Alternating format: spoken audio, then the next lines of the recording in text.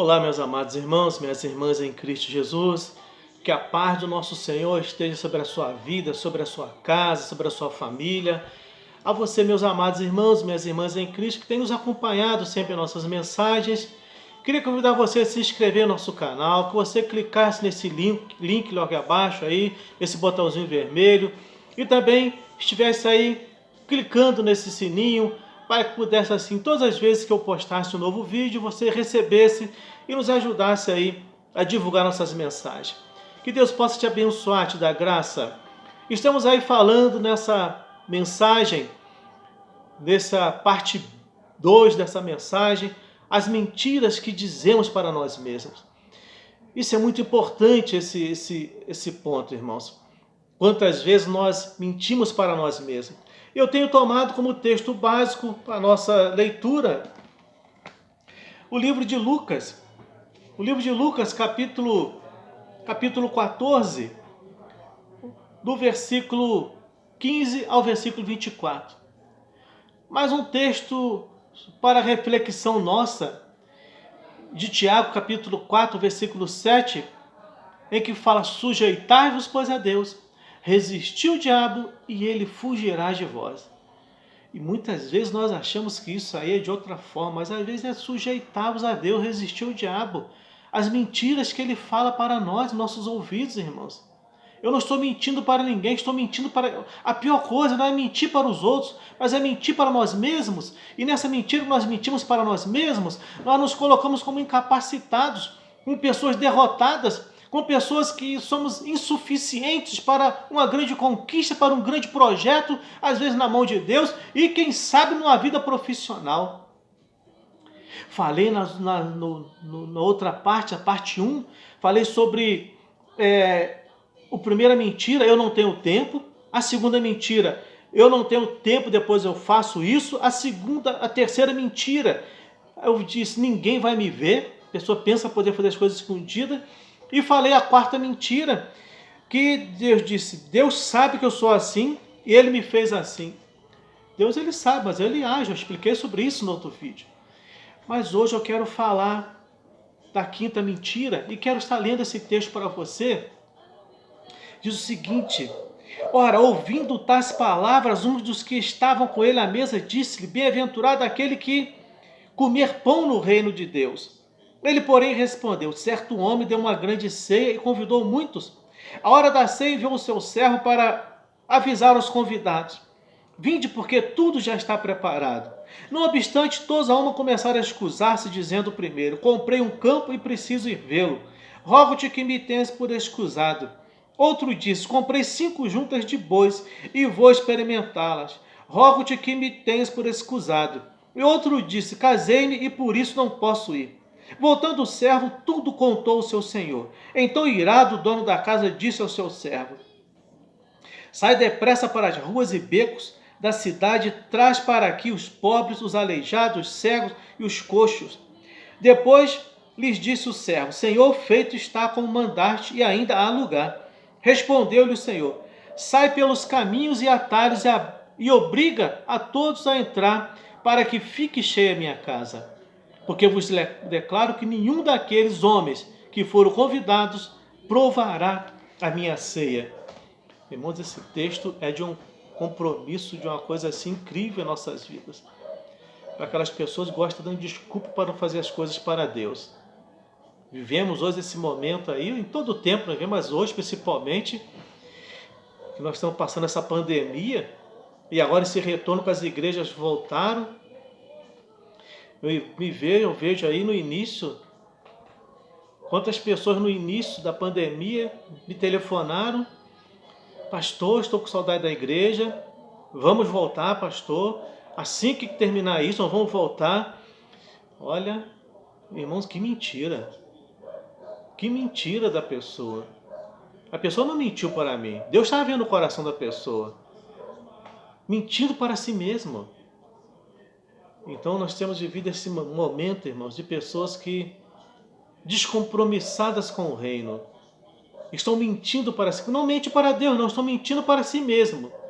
A Deus ninguém engana. A própria palavra nos ensina isso. E eu queria nessa parte B dessa mensagem, parte 2 dessa mensagem, as mentiras que dizemos para nós mesmos, eu quero estar falando nessa quinta mentira, que diz o seguinte: eu posso fazer o que eu quiser, basta pedir perdão depois. Olha que coisa incrível. É de doer quando a gente ouve isso, irmãos. Eu posso fazer o que eu quiser, basta pedir perdão depois. O pecado na vida de um crente, irmãos, é um acidente. Entende bem isso, você que está me ouvindo nesse momento, meu querido, minha querida irmã. O pecado, ele é um acidente.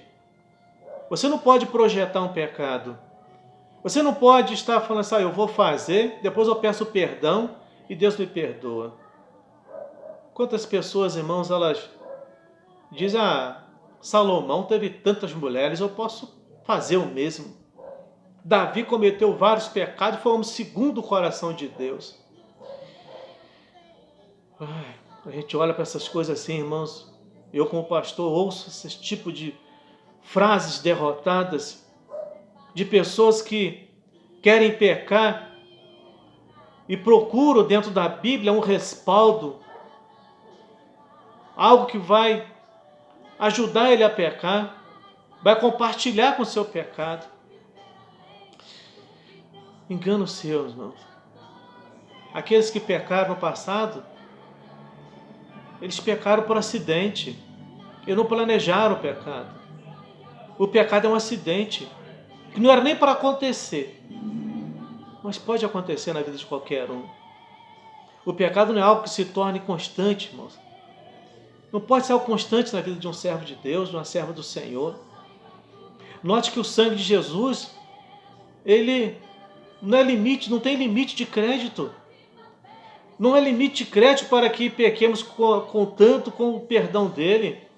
Entende bem isso? Essa palavra é importante. O sangue de Jesus não é limite de crédito para que pequemos contando com o perdão dele. Aquelas pessoas que elas falam, eu vou pecar porque tem o sangue de Jesus que me perdoa, me purifica desse pecado. E comete o pecado. E vai depois, pede perdão. Deus perdoa, claro que Ele perdoa. Mas o texto que nós vemos de Atos capítulo 17, 30, que nós falamos, Deus não leva em conta o nosso tempo de ignorância. Talvez até hoje você pode até ter feito isso, meus queridos.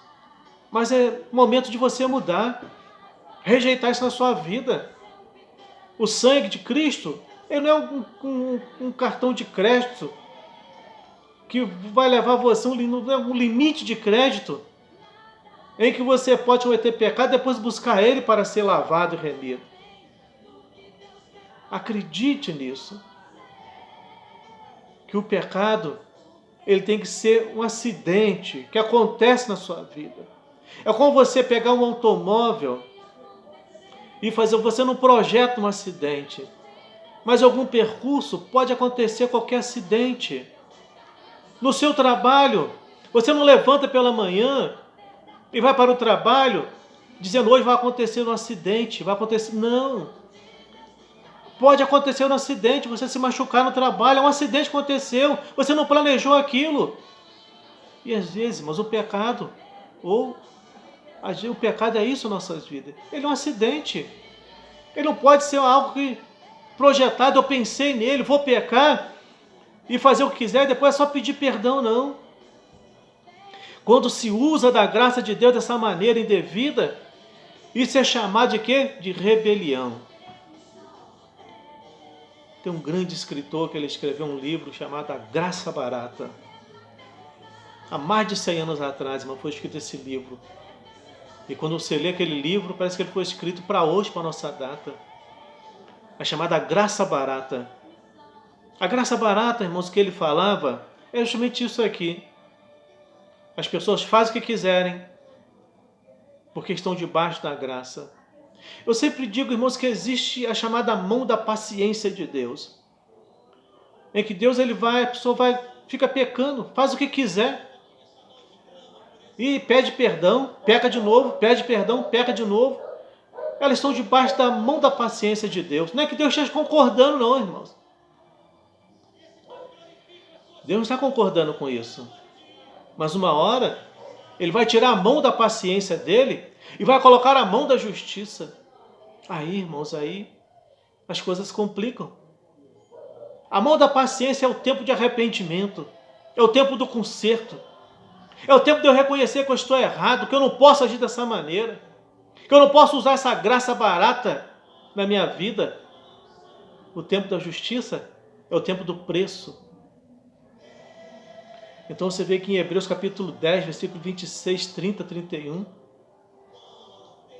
ele nos fala de um texto em que Deus, ele, colocando em minhas palavras, ele não tarda. Ainda que muitos o tenham por tardio. Deus, ele não tarda. Nosso Deus, ele é tremendo. Olha o que fala a carta de Hebreus capítulo 10, desse versículo 30 e 31. Ora, nós conhecemos aquele que disse: a mim pertence a vingança, eu retribuirei. E outra vez, o Senhor julgará o seu povo. Horrível coisa é cair nas mãos do Deus vivo. O versículo 26 de Hebreus diz o seguinte, capítulo 10. Porque se vivemos deliberadamente em pecado, depois de termos recebido o pleno conhecimento da verdade, já não resta sacrifício pelos pecados, meus irmãos. É em vão. Se eu já conheço a graça, já recebi o perdão, já fui lavado, eu continuo no pecado. Então a primeira mentira, a quinta mentira, é essa. Eu posso fazer o que eu quiser, basta pedir perdão. E a sexta mentira que nós pregamos, falamos para nós mesmos: se as minhas intenções são boas, então está tudo bem. Olha só, se as minhas intenções são boas, está tudo bem. Se eu sou sincero, isso basta. Isso é mentira do diabo, irmãos. É óbvio que sem um coração sincero, ninguém poderá se aproximar de Deus. Mas só sinceridade, só não basta.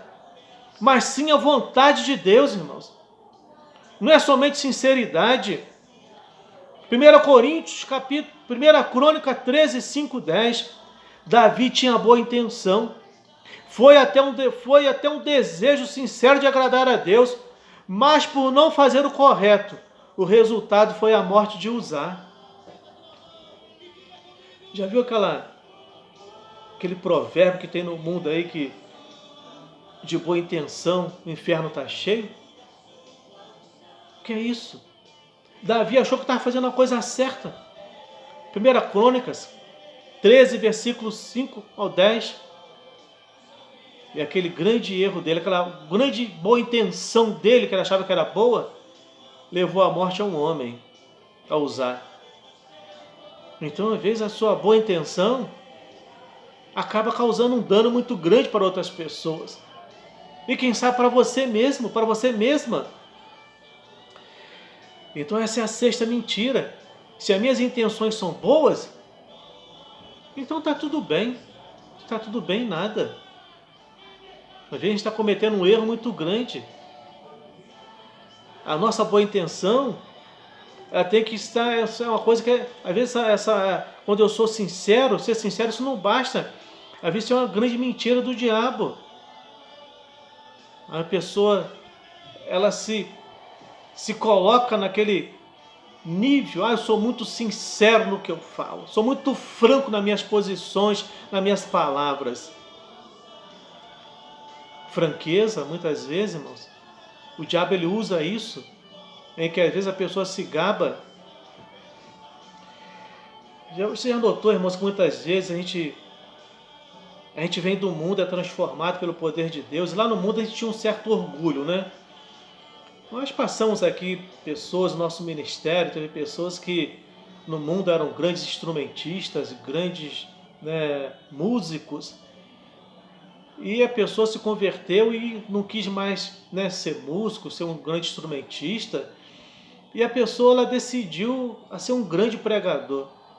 Só que ela se orgulhava no mundo de ser uma grande pessoa que era músico e tocava muito bem, que era aplaudido, que recebia aplauso. E veio para a igreja e mudou. Aquele orgulho que tinha de ser um grande músico no mundo se tornou em ser um grande pregador. Apenas mudou, irmãos, alguma coisa. Às vezes isso acontece conosco. Às vezes no mundo, a pessoa era franca e vem para a igreja, ela usa isso de uma maneira de dizer, eu sou muito sincero. E se baseia até na Bíblia. E não vê, irmãos, que é o inimigo que às vezes está agindo por trás disso. Enganando, ludibriando. Então essa é a quinta mentira. Essa é a sexta mentira. Se as minhas intenções são boas, então está tudo bem. E a sétima mentira diz que a maioria das pessoas faz assim. Olha, irmãos, não interessa, a maioria faz assim. O diabo ele vai sempre querer sussurrar isso no teu ouvido. Todo mundo faz, por que eu não posso fazer? Dei alguns exemplos alguns tempos atrás sobre Josué.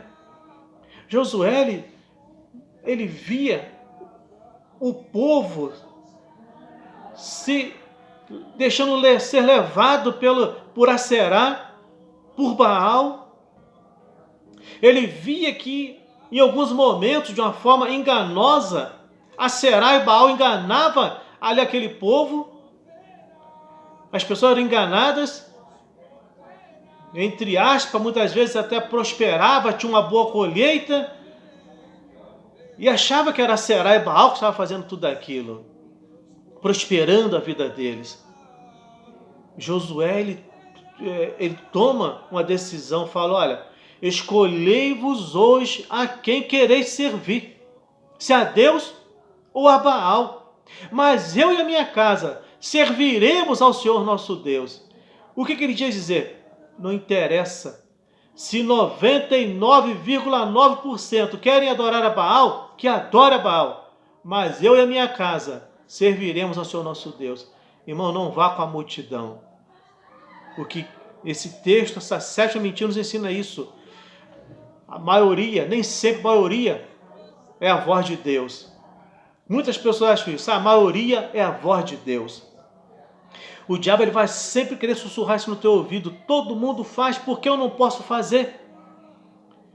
A Bíblia nos orienta que não podemos seguir o curso da maioria, mas sim a vontade de Deus que encontramos na sua palavra.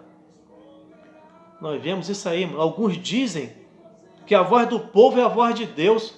A gente vê essa palavra aí no mundo. A voz do povo é a voz de Deus, tremenda mentira. Isso. E o inimigo ele aproveita desses provérbios e leva isso para dentro da igreja. E nós vivemos hoje numa seleção de evangélicos, de cristãos, que não tem personalidade própria, que perderam seu referencial em Cristo Jesus, não tem mais um referencial de cristão, de autoridade em Cristo, que se deixa ser levado por palavra dos outros, que se deixam ser contaminados, que se vendem, se aceitam subornos espirituais. Então, o que fala é isso, a Bíblia nos orienta, não podemos seguir o curso da maioria, mas sim a vontade de Deus que encontramos na sua palavra. Nós somos desse mundo, que diz a carta de João, capítulo 2, 15 e 17. Somos embaixadores de Cristo aqui na terra.